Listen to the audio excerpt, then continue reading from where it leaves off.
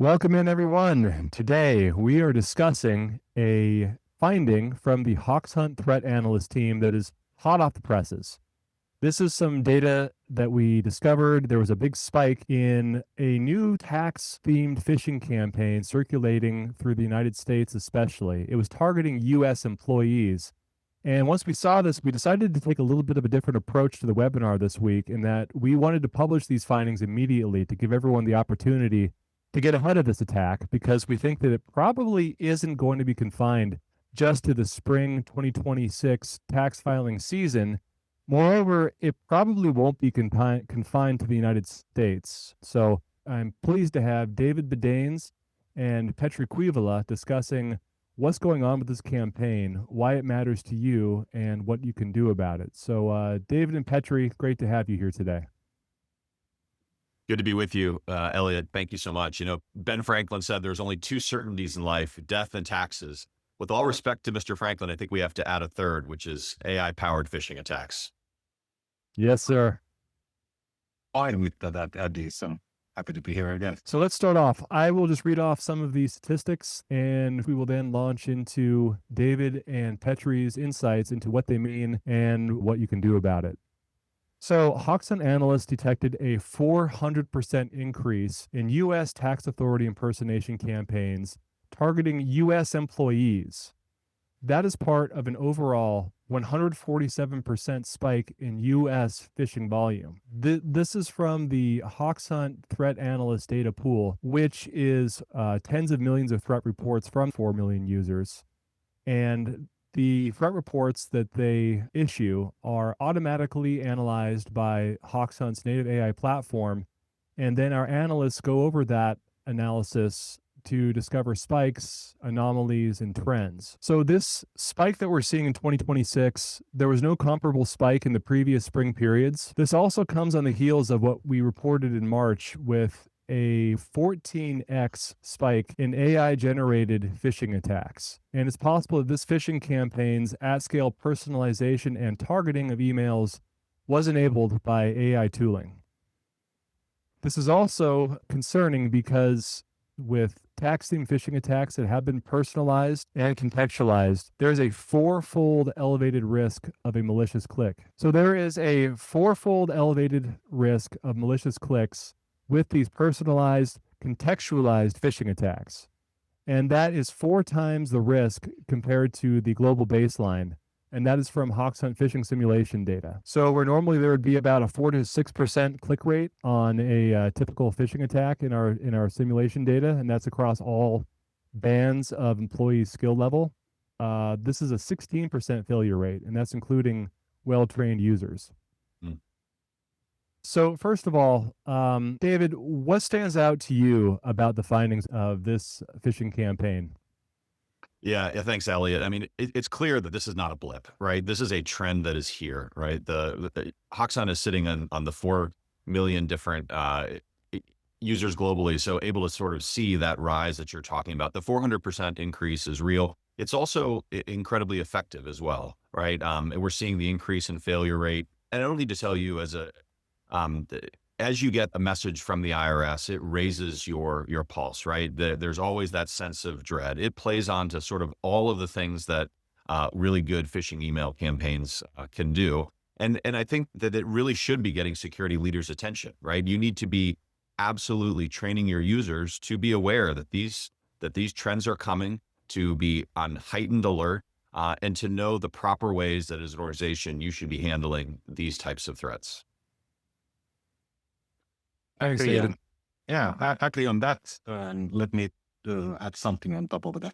I think that there is one, or actually 2 words that is very, very meaningful. AI, as it always is nowadays. But the second is the word context that Elliot already mentioned. David said that it's all about kind of the emotional awareness. When something comes from the IRS, we are more likely of being a bit more stressed. Yeah, that's true. But what makes it so damn difficult now is that it's also timely correct. It is something that is you are expected to do. And that's something that I'm a bit afraid actually in here, that how do we train the people to be able to actually withstand against something that is contextually even correct?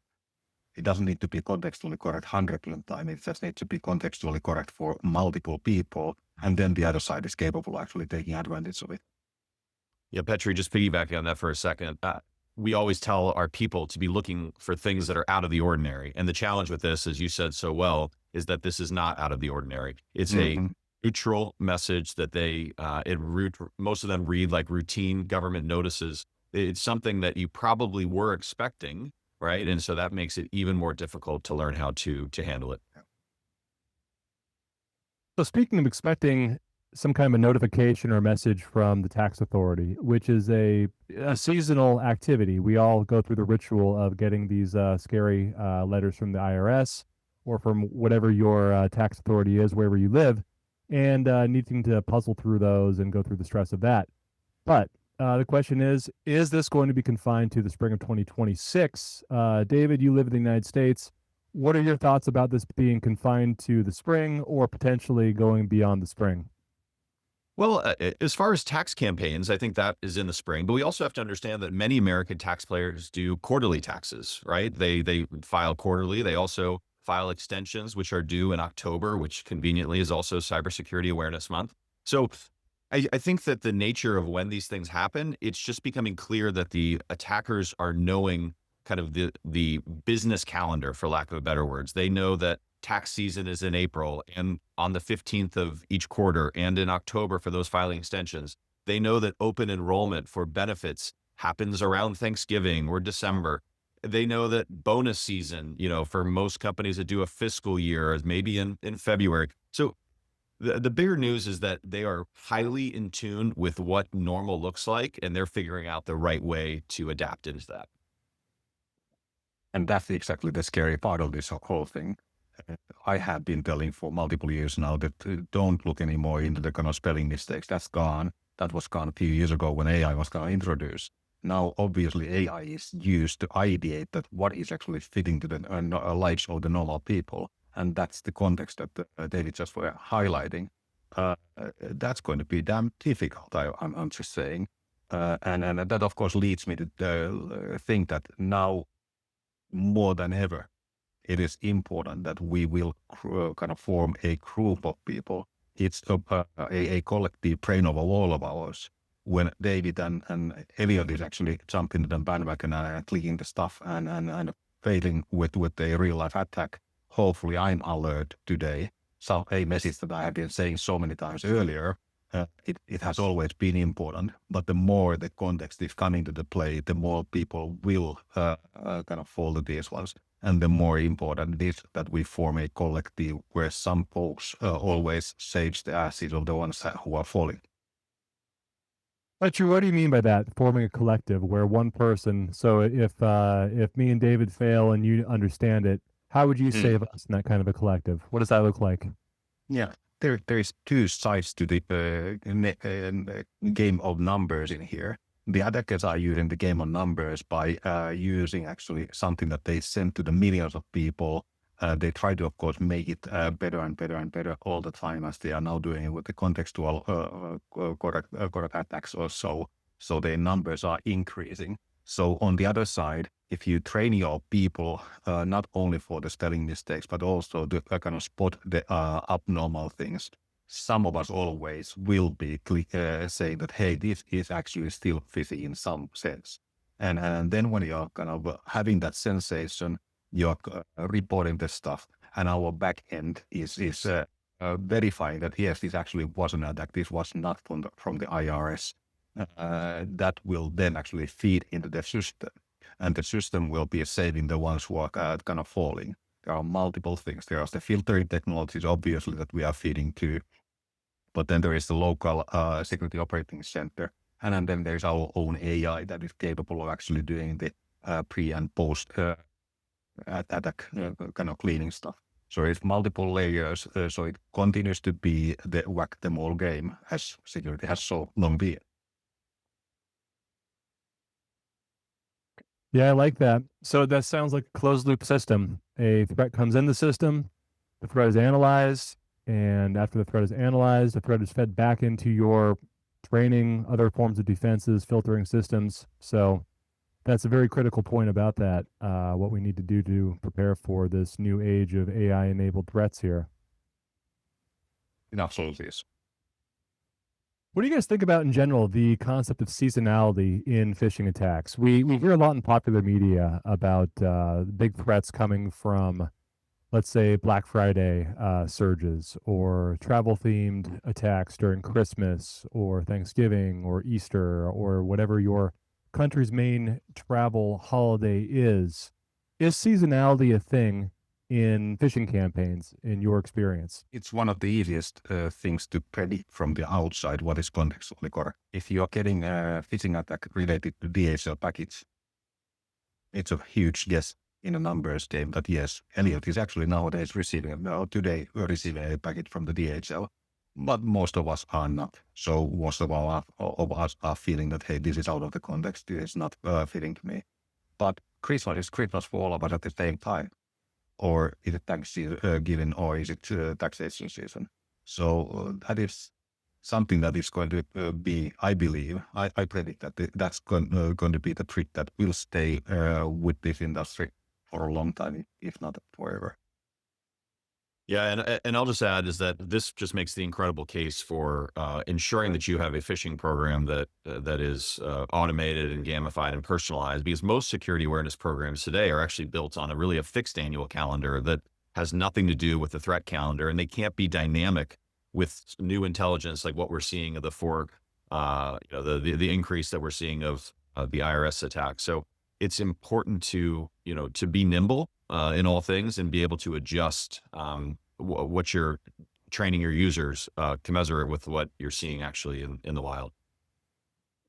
Let me actually build on top of that one a bit. Exactly that sort of program, but also the program that really engages people. If you have 100% people engaging and 70% of your people are reporting about the phishing issues, your likelihood of getting this sort of kind of report to your backend SOC and so on is so much more higher than if you have 5% of your people engaged and only 20% of those are reporting something. The numbers are then not on your side. I have a few more characteristics about this campaign, and we'll talk a bit more about the campaign and then broaden the conversation out to other types of campaigns that this one does resemble. So, consistent structural patterns were observed across the tax-themed phishing campaigns. Among the tax-themed phishing emails analyzed by Hoxhunt analysts in the spring 2026 period, 66% included malicious links, 15% included attachments, and 12% requested replies, including what the new trend that we're seeing here at Hoxhunt is a big surge in callback phishing, which is made more dangerous through deepfake voice capabilities. The attachment-based messages frequently referenced tax return reviews, supporting documentation, and verification requirements. The tax phishing campaign actually has similar characteristics to other attacks designed to blend into administrative workflows. And this is something that Petri, you and I talked a little bit offline that I want to go into here in a moment. The fact that when you can blend something from a personal life that does contain, as you've already, you and David have both described as being kind of like a perfect breeding ground for social engineering, where just from looking at the sender field, you already feel a sense of urgency and fear.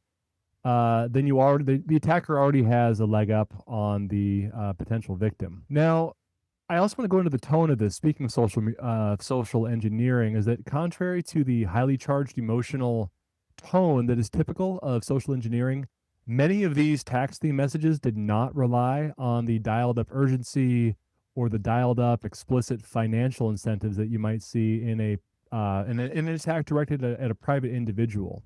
And instead, they typically used formal administrative language, a neutral tone, and procedural framing. And the examples included in the messages that we have are return, review, notifications, document confirmation requests, and portal login instructions. So overall, this campaign is quite formal. And when I look at the message I see in here, they do look very similar to what I've seen from legitimate requests from a tax authority, whether that's in the United States, the Department of Treasury, or whether that's the IRS.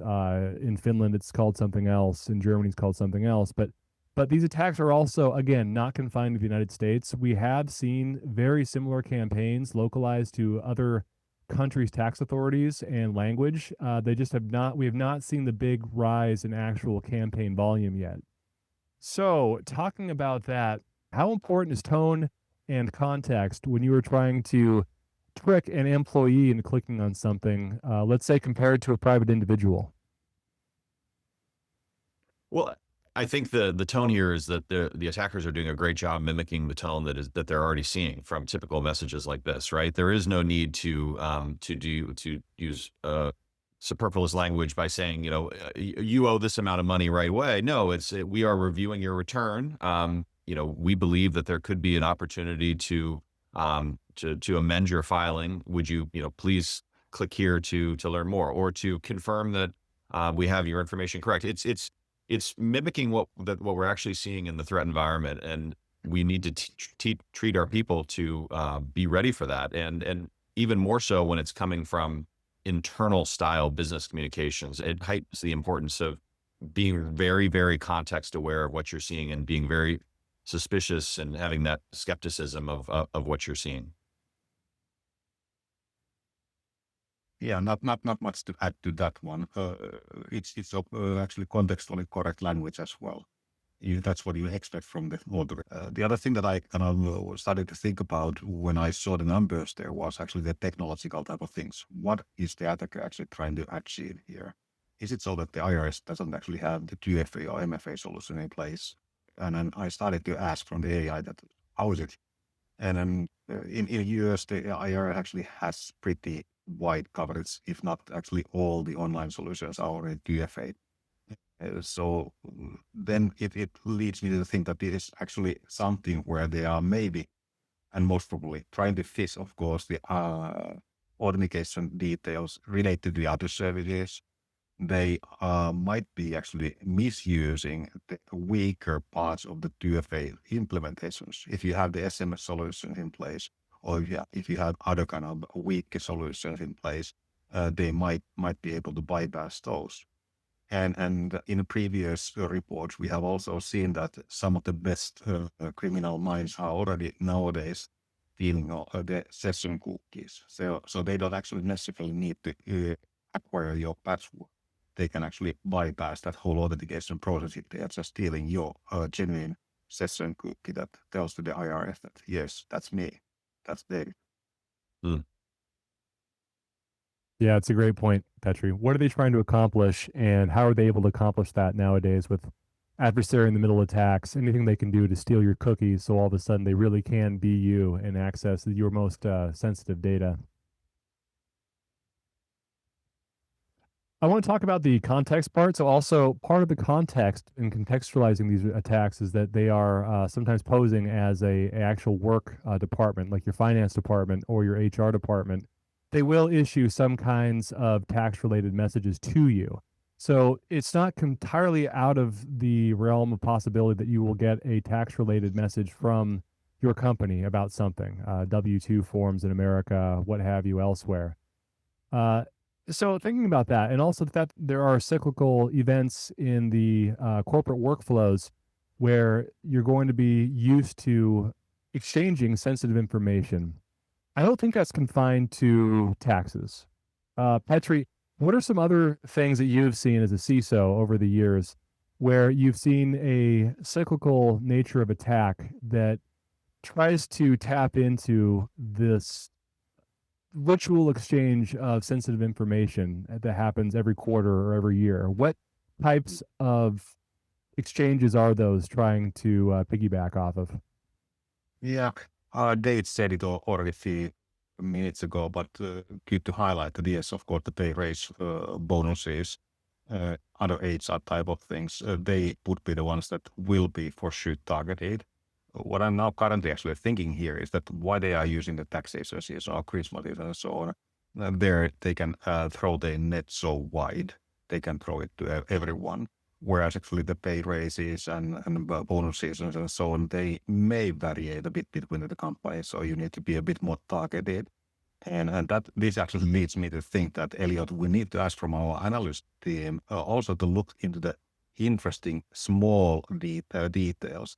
Do we have actually in our 4 million reported kind of database information about cases where someone is actually lured to do something interesting with, for example, M&A focused or stock option focused, or something that is very, very company specific, something that you have most probably read from the online or the newspapers, if anyone is anymore reading paper, but kind of something that is only targeted to one company. How much do we see that? We don't have currently the answers obviously here, but that's actually something that I think that we need to take an action point about. Mm. Yeah, and I'll add to that. I mean, tax season and working with your company's HR group it's a time when you are knowingly it's a risky time, and that you're knowingly providing your social security number, sensitive information about your salary, your benefits, maybe sensitive medical things, and you're providing those oftentimes over the internet, right? And it's something that everybody's guard should be a little bit up, but that is especially in this time, right? What we're seeing from this report is that these attacks are increasing. Um, it Attackers have just figured out that this is a time when that we are vulnerable, and they are standing in line to hopefully take advantage of that moment and to collect as much of that information as they can. Yeah. Well, that's So actually, yeah, let me actually, guys, ask something from you. I'm not a US citizen, so I don't know the stuff. But I read online that actually, if you are filing your kind of tax return request in advance, you don't actually need to use the 2FA at all. But it is more like that if you know the social security numbers, if you know the kind of exact details of someone, you're capable of possibly misusing the process. Yeah, Petri, this is a scam. This even dates before the idea of cyber attacks and scams, but there are a number of Okay. people who actually file tax returns on behalf of other individuals, right? So you Yeah. can, and this was actually, you could, if you know someone's social security number, you can log in and you can make a tax return, claim a refund, cash that check. And then when someone else, and people will do this in January, right? Late January, early February, when those of us who go around and we're April 14th, April 15th, and we're actually going around to file our taxes, you find out that, oh my goodness, somebody has already filed on your behalf. And then there's a process to go around that. But it does show how you should protect things like your social security number and the like as well. Right. Thanks for that. And speaking of filing on someone's behalf, Petri, this is not the case for every country in Europe, but in America, you can have a personal tax accountant who files on your behalf. And some of the messages we're seeing are people they're being imposters of actual accountants or people who would file on your behalf. The messages read something like, "Hey, here's the refund that we filed for you. You have to log into this portal," or something. So it does add another layer. The more we talk about, the more I realize like how attractive of an audience that the U.S. tax filer is for a social engineer compared to a lot of the different countries I see in Europe and in Asia, where it's a bit of a different system and it can be a little bit more balkanized as far as like what system is in which country and the different kind of workflows with that. It is quite complicated in America too. So oftentimes, even those of us who think we have a pretty good handle of how to file our taxes, there's always a little bit of a sense of being overwhelmed by it because of the complexity to it. Elliot, I think about those moments in time for the average person's American in this context where large amount of money are going to move around, right? And you think about it as tax time. I also am particularly thinking about kind of the home buying, the realtor process, right? And people impersonating your realtor, impersonating your settlement agent, when you are wiring funds to buy a house or receiving the funds from the sale of a house. Those are all things that cyber threat actors are trying to get into those workflows, those business cadences that we talked about earlier, to extract value from a situations. And that's when we need to be particularly aware. Great point. So again, for the audience, this campaign is targeting employees. All of the data that we have on the threats at Hoxhunt are employee reported threats. So as Petri and David has said, when people are looking at a tax-themed phishing email, they're probably giving some kind of an access that the social engineers are going to use to access your systems. So this is a corporate-facing risk. So the question is, what do we do about this? how do you turn this disadvantage that they have with these emotionally charged seasons into an advantage? So I think the most important thing is to start with the threats and not the content calendar. You know, a lot of times cyber awareness programs are built backwards. At the beginning of the year, you say to yourself, okay, we're going to do topic A in January, topic B in February, topic C in March. And they run it on the cadence of regardless of what happens. You have to be adaptable. You have to be nimble. Um, you know, and this what we're seeing in the Hoxhunt threat intelligence is a great example of why we need to double down on this in this month, right? And organizations that adapt the fastest are the ones that are able to translate this threat intelligence into actionable insights for their people as soon as possible. Yeah, it's exactly where you started with the real life. When we and our threat intel team is collecting this data next to its AI capabilities, they harvest about 1,500 kind of simulations a year, which are immediately taken into production, which are kind of fed to the people, which are contextually correct, locally out there, language out there, even the season out there. So you need to get this into the faces of the people in a place where it's actually risk-free of kind of training it. But it's not only about the training, it's something that you need to do it in a very positive tone to engage the people and conditionalizing their brain of reporting this stuff when the stuff actually happens. If you don't do that, training or knowledge is nothing. It is not actually making any differences here, maybe only from the kind of regulation point of view, but that's not going to save your day. Your day is going to be saved by the people who are reporting it in less than 1 minute or so. The AI is also bringing not only the more sophisticated contextual phishing messages, but much more faster cycles of taking advantage of your foothold that you have in a company. There are latest reports that are telling that the time to take advantage of those footholds is shrinking to less than a few minutes or so. So you just need to prepare yourself as well of being minute by minute actions instead of kind of reacting to something in a few hours. Let me also just throw out an idea as well. As I think it's very important for cybersecurity leaders to think and enable the business. So, what does that mean in this context? I think it's very important to understand sort of the regular business cadence of your organization. Get close with HR. Get close to investor reporting. Get close to your regulatory teams and know what their cycles are like. Know when they're going to be sending out the open enrollment emails. Know when they're going to be sending out the opportunity to change your withholding, a part of your paycheck. Know when deferments come for your bonuses, right? With payroll, because in doing so, you are going to be better prepared if somebody flags emails as I think this is a fish, that you are closer to that team and you can let them know that it either is legitimate or it is a fish, and that can be really important. Excellent points. Very good points. From the threat feed, you can get amazing training curriculum. So it's absolutely vital to use that and have a threat first, people first approach to the security awareness campaign, as David kicked off this part of the conversation saying. So here's a question that I have for both of you. And the reason I'm asking this is that sometimes we can kind of get blinded to the processes and the methodology of Hoxhunt. I think a lot of our audience here, they are looking for new ways to approach a security awareness training program, to approach a phishing training program. And you say it as if everyone does this, teach people to report.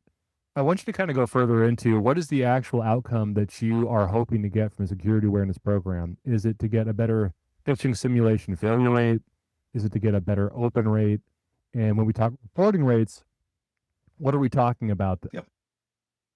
That's excellent question, Elliot. I think that we are all here to make sure that our business is something that is much more safe and predictable. Security is there only for the sake of business predictability. If we are not building these programs so that we constantly increase the resilience of our company, we are doing something wrong. We should not be in a path where we are trying to satisfy the needs of the regulations and so on. We are there to actually contribute to the resilience of the company. You were asking about the kind of reporting rate and engagement rates. Those are the kind of raw materials.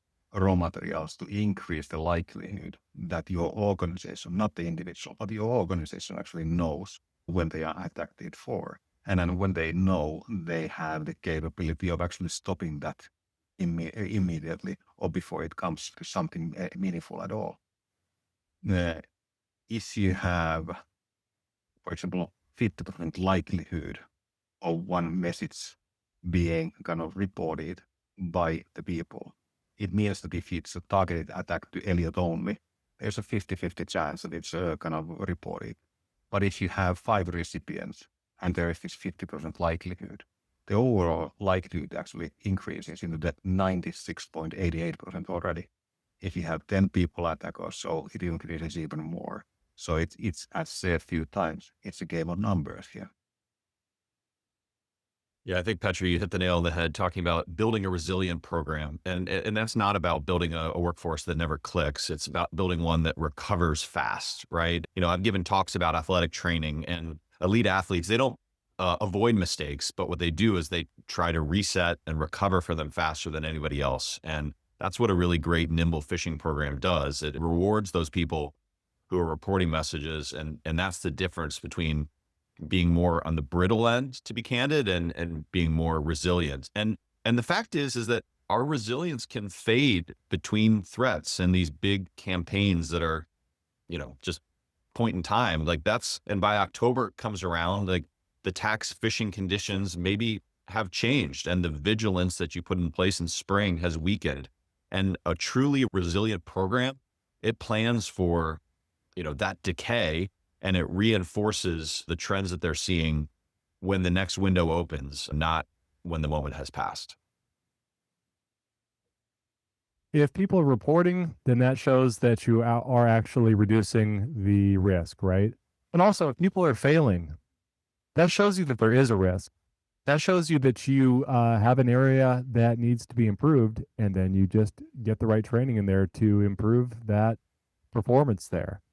We've seen this multiple times with the simulations that are sent out based on these new threats, including these tax-themed phishing. Sometimes there are certain kinds of new tactics, sometimes new technologies involved too, that are particularly dangerous, and that's because people haven't seen them before, and then they need some help. And if you scare them off with very punishment-based, consequence-based training, where they get this big red flashing message saying you failed and now you're in trouble, well, you're not really helping them. You're not really going to turn that fail into a report, which is what you want. At best, you might get a miss, what we call a miss, which is where you just sort of pass on the actual simulation. But that just means that someone else is going to get it if they don't report it. And that also means that this person is not learning. So I think that we typically get this question quite often from the audience, is that, are you looking at reporting rates or failure rates or open rates?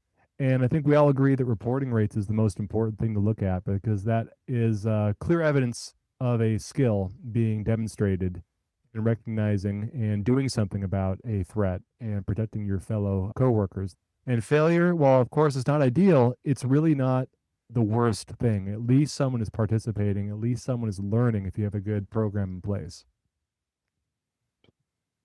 Absolutely. And what you are starting to talk about there actually is the security culture. For the last few days, actually, I've been engaged in more like a kind of hobbyist project at this stage, but it may turn to something for Hoxhunt as well. So I've been reading actually quite a lot about the aviation industry and how that safety culture actually really developed in that area. And without spilling all the beans already about something that I'm still developing, the core of the whole thing is that they have really focused from regulation, starting from the regulation and ending up where the people, or into the operation where people are kind of doing their daily work. They are highlighting that if you report something, there's never going to be kind of anything that is penalized. There is no blame culture totally. That encourages the people to kind of learn and learn and learn better and better and better. That doesn't actually mean that you would never be penalized. The so-called just culture that they actually have there has also a kind of very clear accountability features when people are doing something stupid that they knew that it was stupid or even careless or so. So there needs to be a kind of correct balance between that sort of aspects in culture. But let's take another kind of a webinar for explaining that a bit deeper. I like that a lot. Yeah, cybersecurity is not the only place, far from it, where reporting is absolutely vital for broader safety concerns. All right, gentlemen, I think that brings us to a natural ending here. Any closing thoughts about the tax-themed phishing and what to do about it? Any closing thoughts about what our audience should do when planning ahead for October Awareness Month, which incredibly, even though it's only April, but it's right around the corner for all of you, all those of you who are starting to look ahead at your calendars for what we call the Super Bowl security awareness that happens in October.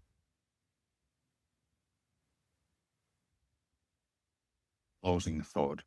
Mm. The only things that are kind of certain tax is death and the development of cybersecurity in this. There you go. Mr. Franklin said it best, I guess, right? Yeah, it was pretty good. Well, we can't really one up Benjamin Franklin, can't we? So I think it's a good place to leave it off. Thank you, All right. gentlemen. Thank you, Elliot. Really appreciate it. Thank you. Thank you. And thank you all for joining us.